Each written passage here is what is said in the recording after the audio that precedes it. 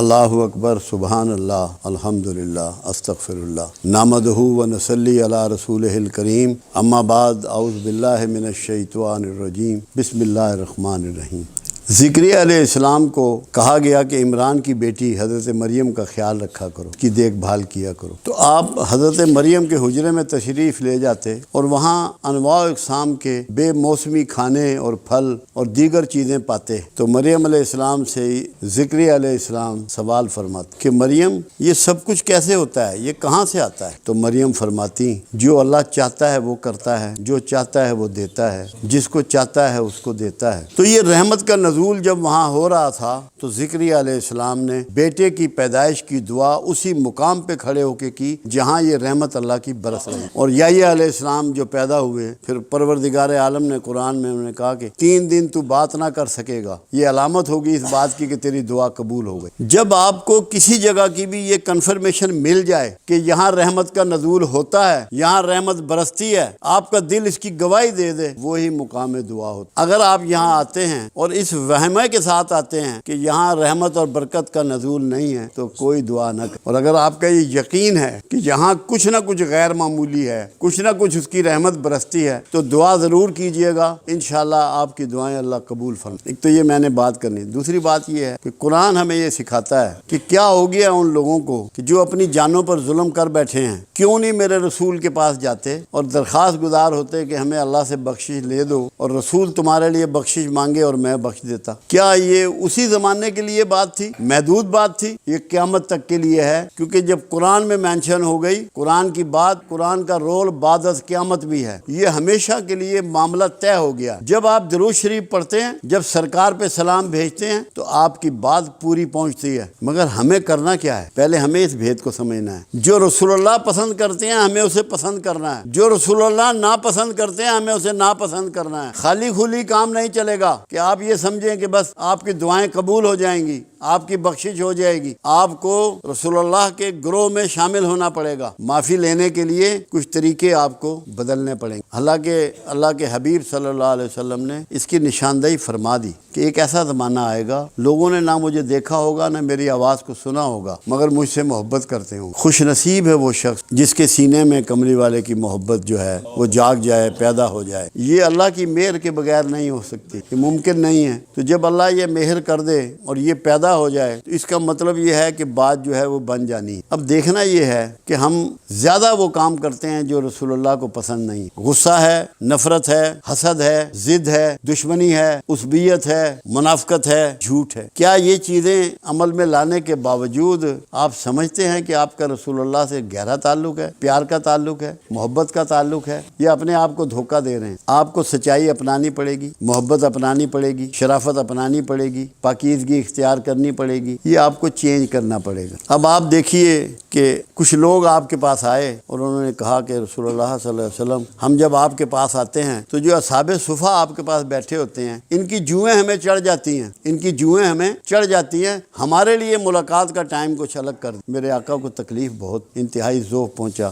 آپ نے ان کے لیے نہ کوئی ٹائم مقرر کیا، نہ اس بات کا جواب دیا، خاموش ہو گئے۔ مگر اس دن آپ نے ایک دعا فرمائی، اے اللہ، یہ میرے آقا کی دعا، مجھے مسکینوں میں رکھ، انہی میں مارنا اور انہی میں اٹھانا۔ اب یہ آپ لوگوں کے لیے ہے آج۔ اگر آپ کو مسکین برا لگتا ہے، آپ کا کملی والے سے تعلق نہیں ہے۔ مسکینوں کو اپنا لو، دھتکارو مت، گندے کپڑے والے کو اپنے سے دور مت کرو، کمزور حیثیت کے آدمی سے نفرت مت کرو۔ اگر چاہتے ہو کہ تمہیں کملی والے سے فیض ملے، تمہیں اس کی شفاعت نصیب، تو سوچ کو بدلو، یہ ارادہ کر لو کہ مسکینوں میں رہنا چاہتے ہیں میرے آقا، مسکینوں میں مرنا چاہتے ہیں، مسکینوں میں اٹھنا چاہتے ہیں۔ ہم کہاں کھڑے ہیں؟ ہم کہاں کھڑے ہیں؟ ہم کیا کر رہے ہیں؟ کیونکہ بہت زیادہ دعویٰ پورے معاشرے میں بکھرا ہوا ہے۔ ہر کوئی یہ سمجھتا ہے کہ میں رسول اللہ سے محبت کرتا ہوں، میں رسول اللہ سے عشق کرتا ہوں، مگر کیا اس کے رویے سے یہ باتیں چھلکتی ہیں؟ یہ احساس ہوتا ہے کہ میں کیا کر رہا ہوں، مجھے کیا کرنا چاہیے؟ اپنے سوچ کو بدلنا ہے۔ یہاں آنے کا آپ کا مقصد ہی یہ ہے۔ یہاں بنیادی طور پہ ہمارا سکول آف تھاٹ جو ہے وہ تصوف ہے، جو تمام اولیاء اعظام کا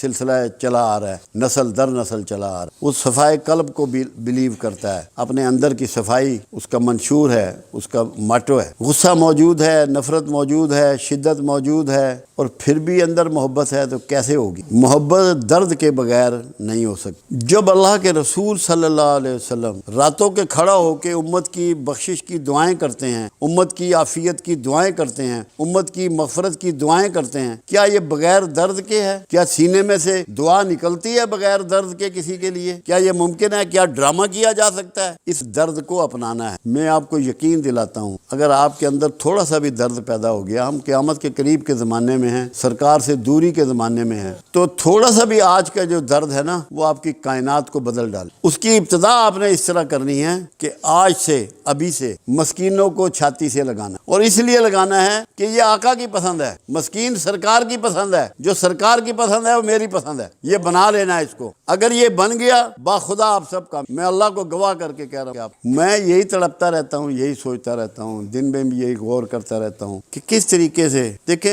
آج سے 40 سال پیچھے جائیں، 50 سال پیچھے جائیں، ہمارے پاس اسباب بہت کم تھے، کسی کے پاس اسباب نہیں تھے اتنے، ہم سب ایک جیسے حالات کے لوگ ہیں، مگر وقت کے ساتھ ساتھ اسباب بہت بڑھ گئے، مگر اخلاق بہت گر گیا، ہم گھاٹے کے سوداگر ہو گئے، ہم گھاٹے کے سوداگر ہو گئے، کیونکہ اخلاق ہم نے کھو دیا، سامان ہم نے پا لیا۔ اللہ کے رسول نے سامان کو دھتکار دیا، پیوند والے کپڑے پہنے، گانٹھ مار کے جوتے پہنے، فاقے کیے، پیٹ پہ پتھر باندھے، ہم سامان کے چکر میں سارے اخلاق اور ساری محبت کملی والے کی اس سے دور چلے گئے، ہم نے گھاٹے کا سودا کیا۔ سوچ کو بدلیں، سامان سے مرکز کو ہٹائیں، اس دل کو اور دماغ کو اخلاق کی طرف مائل کریں، جس میں درد ہو، انسانیت ہو، شرافت ہو، احساس ہو، کسی کی خدمت ہو، کسی کی سیوا ہو، دلجوئی ہو، دلداری ہو۔ یہ جب تک نہیں کریں گے، یہاں آنے کا مقصد، محفلوں کا مقصد پورا نہیں ہوگا۔ میں تو یہ چاہتا ہوں کہ میرے جو دوست یہاں آتے ہیں، میرے ساتھی جو یہاں آتے ہیں، یہ کسی کو نہ بتائیں کہ ہم کہاں جاتے ہیں، کوئی تعارف نہ کرائیں، ان کے رویے سے پتہ لگے کہ ان کا استاد کون،